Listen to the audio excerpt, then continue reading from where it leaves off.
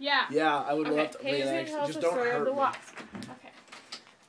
Should I start now? Whatever you want. So I come into my room, and I come over here, you know, look at my outfit in the mirror. Oh, you know, so cute, yeah. And then I hear this thing on my wall, like paper moving, right?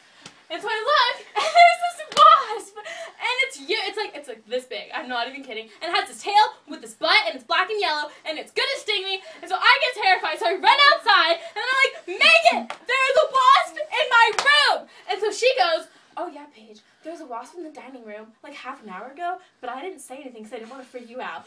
Megan, why didn't you tell me about the wasp in our house? I am going to die. I cannot sleep in my room tonight. I will die. So then, I'm like, well, Mom's not here, and Dad's asleep, so I can't walk back to his room to wake him up because that's way too close to my room and the wasp.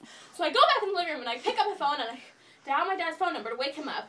And he's like, hi, Paige. And I'm like, you need to get out here because there is a wasp in my room. And so he gets out, he gets his ice cream cone and a rolled up magazine, and he comes in here, and he walks around in circles to find the wasp.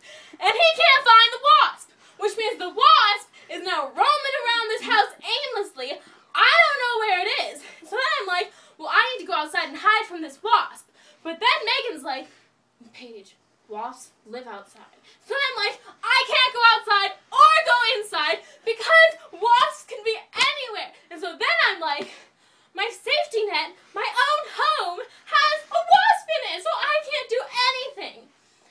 So then, Mom comes home, and we're like, Mom, there's a wasp in the house. And she looks all around the house, and there is no wasp. So that means, right now, it could be anywhere, which means I don't know where I'm sleeping tonight because I don't think I can sleep in here because I might wake up with a wasp sting or bite on my face.